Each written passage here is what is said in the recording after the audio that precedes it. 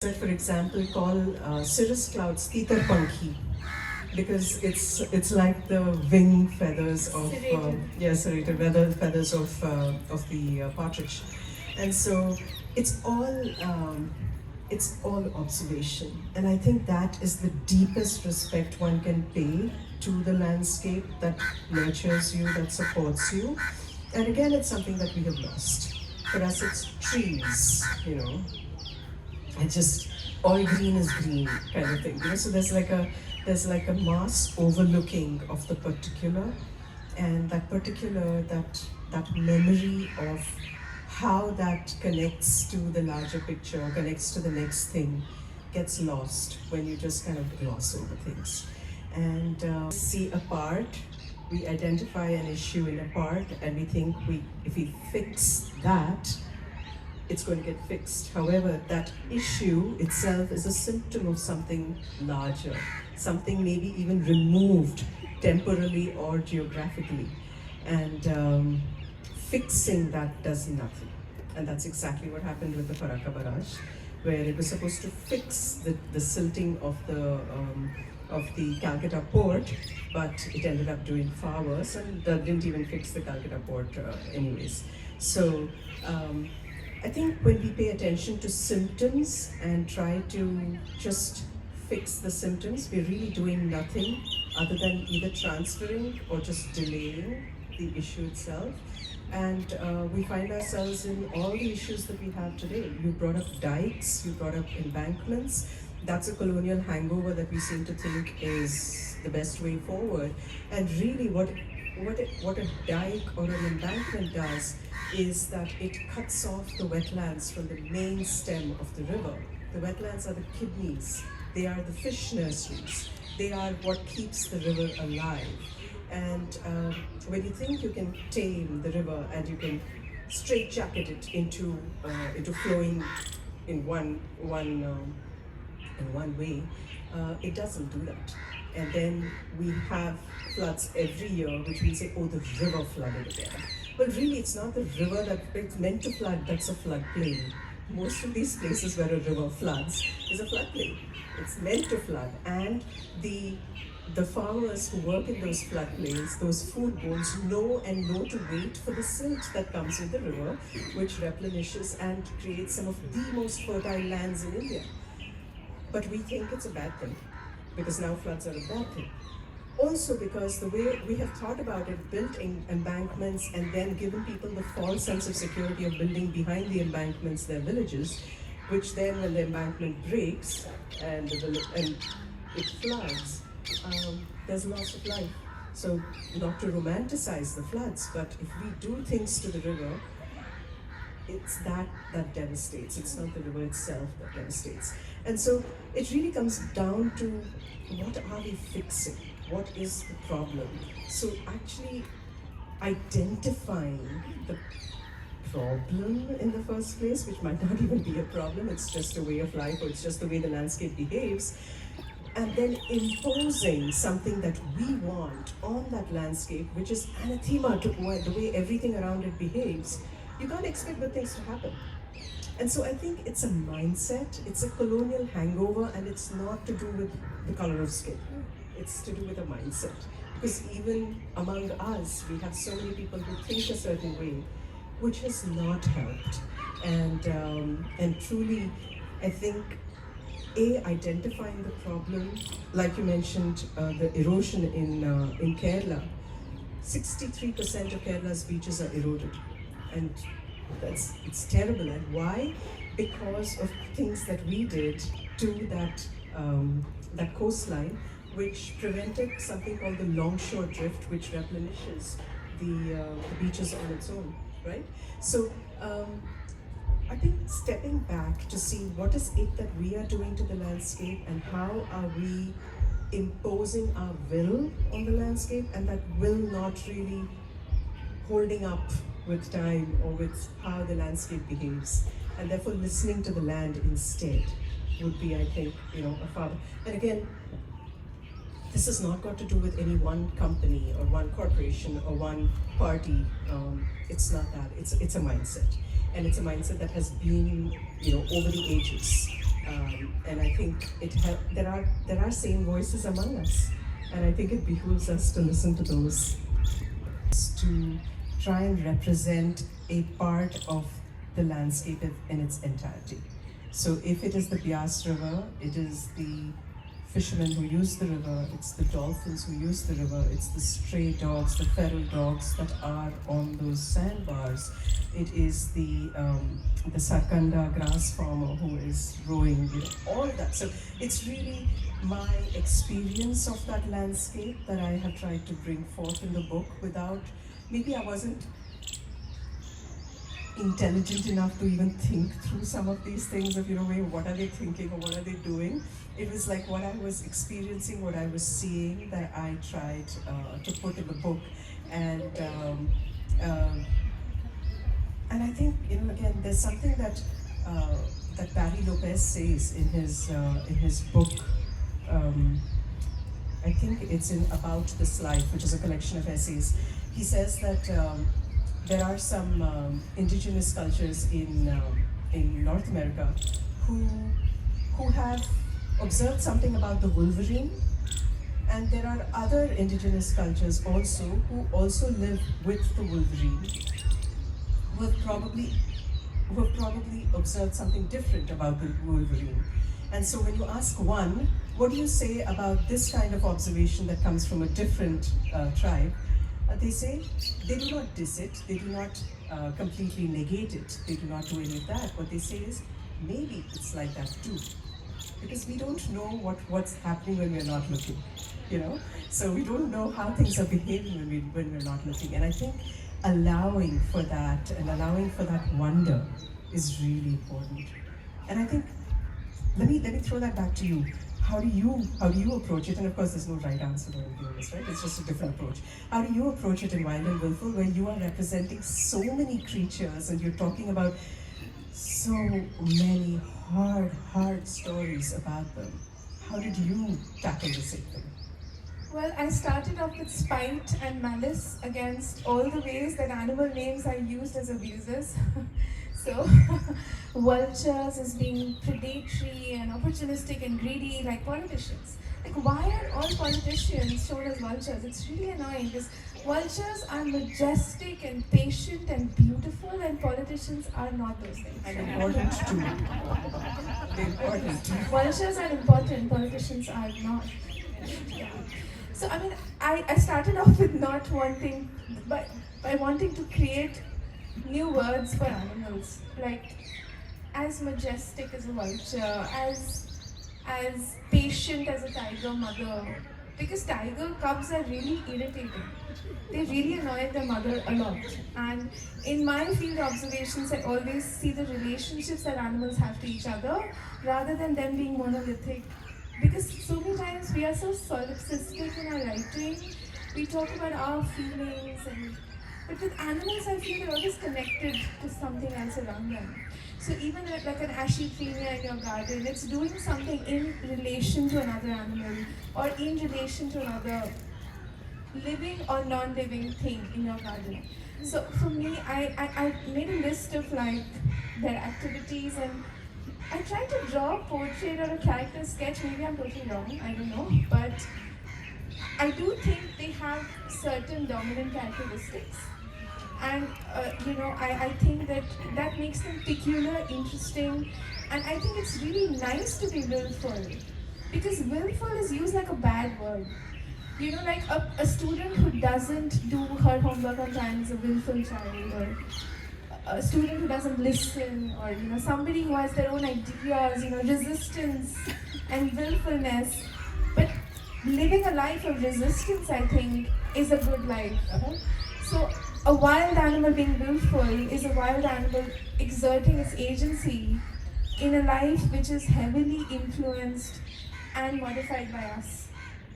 So I've tried to also draw that portrait as a response to walls coming up in elephant corridors, or tigers not being able to cross very big highways, or these kinds. So I wrote Wild and Wilful during the pandemic, and these guys were so much more louder. They were not louder. Rather, we were quieter. How many times have you heard drain that swamp, or the swamp to mean something that's terrible, right?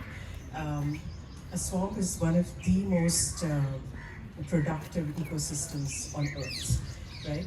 How many times have you heard that, oh, you're going to create a desert, or desertification, something I absolutely detest, because it's actually dust bowlification, if I had to use a word, because what we create when we create unproductive spaces, we're creating dust bowls, we're not creating deserts. Deserts are beautiful places, you know.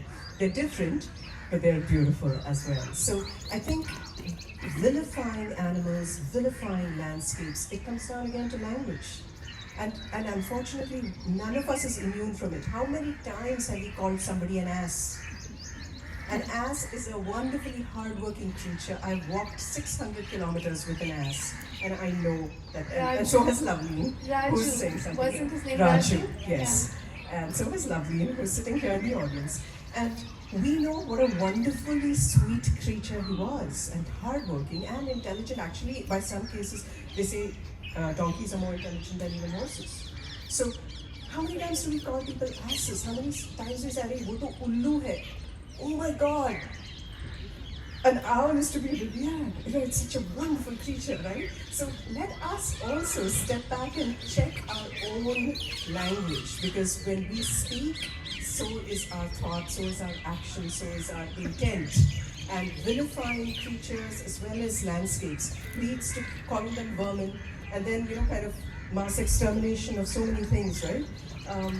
Like you talk about the leopard being called a pest, right? When you think like that, murderer, pest, rogue, exactly, right? criminal. So when you a rogue elephant, this was a rogue elephant, right? So when you think like that, you assign a certain emotion to that creature, and then it's very easy to dehumanize, but also just allow that somebody to just completely exterminate that creature. So I think language, it comes back to language and how important it is for us to just watch how we portray these things, labels. Shall we end with some book recommendations? Tell us about the authors that you love, being poachers. But right now we have these decolonized voices, very, voices of the land, voices that are very much their own.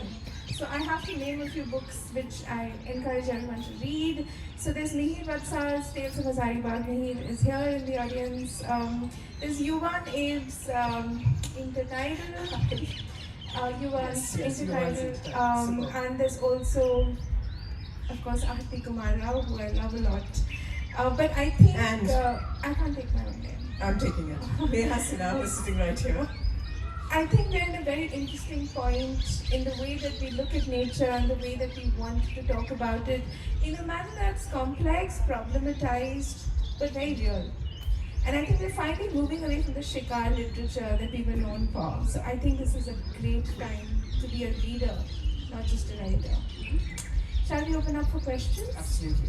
Okay, we'll take questions. Arike is a big wetland and all of that, right? So, but then there was something, when I was just kind of scrolling, I had seen on Wikipedia, which said that Indus dolphins were seen there in 2007.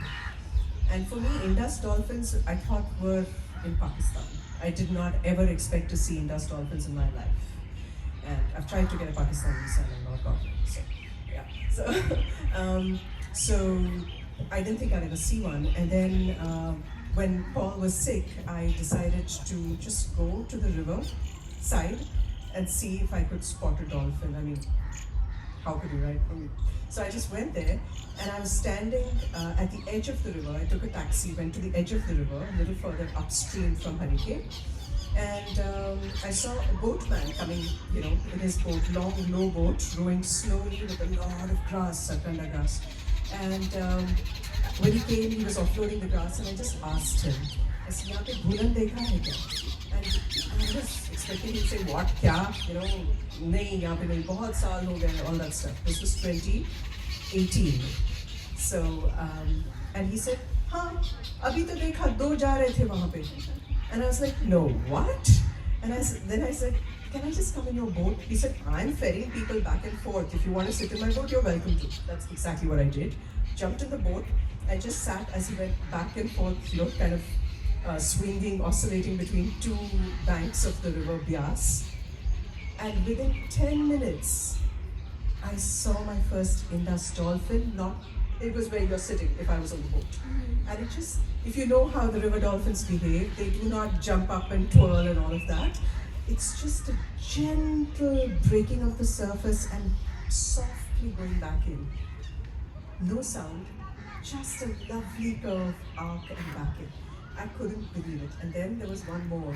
Then there was a mother and a calf. So I came back every day, my luck held. I came back every day, and I think we have a total of maybe 11 of those dolphins in India, so on this side of the dam. And I saw 4 of them. And I was crying. I think, unfortunately, if you are a very professional videographer, you don't speak or say things when you're taking the video. And here I'm going, oh my God, I can't believe it. Oh my God, you know, all of that. And so can't use any of the audio from the videos. But it was just something that I think has been one of my I think I was just blessed and full of gratitude for that experience. Yeah, you know, I was just going to say, backyard garden. in fact, one of my favorite passages from her book is on the carpenter bees that she sees in her little garden in Bangalore.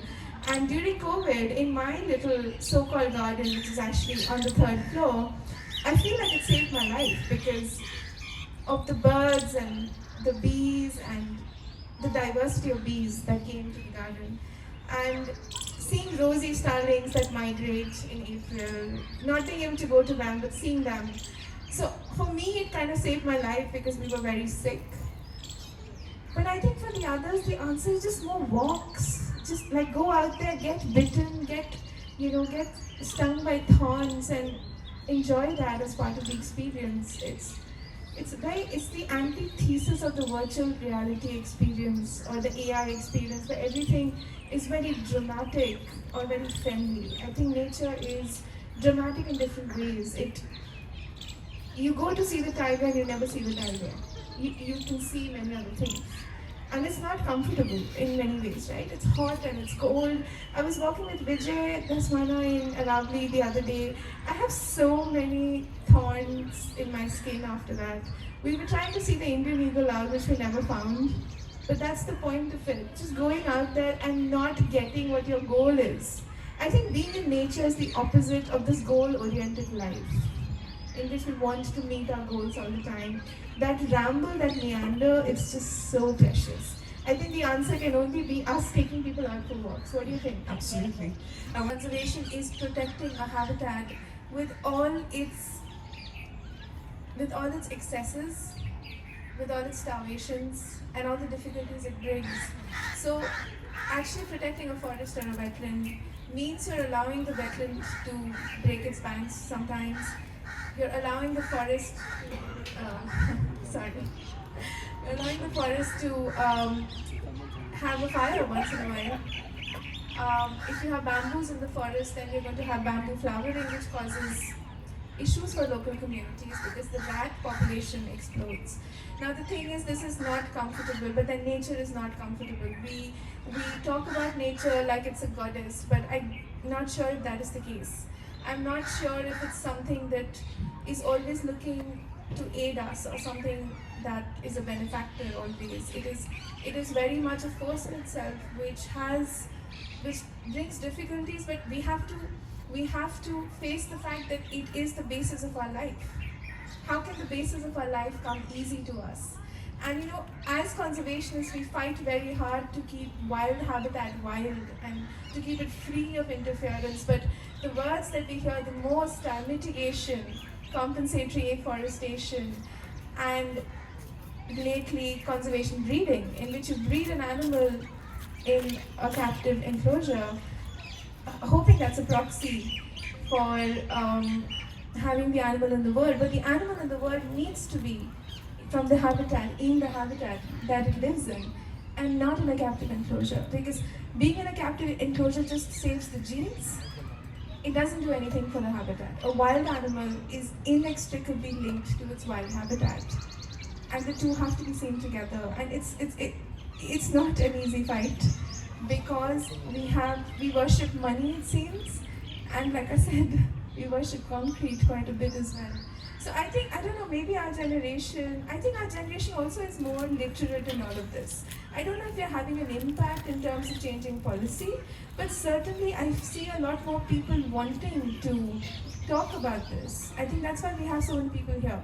There wasn't always an audience for nature writing or for bird watchers, bird walks, and now you have thousands and thousands of people who will spend their precious Saturdays and Sundays watching reptiles and birds and all kinds of other animals. And Bangalore is a hub for it, but so is Delhi. In Delhi, you have thousands of bird watchers who will go out every weekend in barren-looking places, barren in, a double inverted commas, just to see one bird, two birds, etc.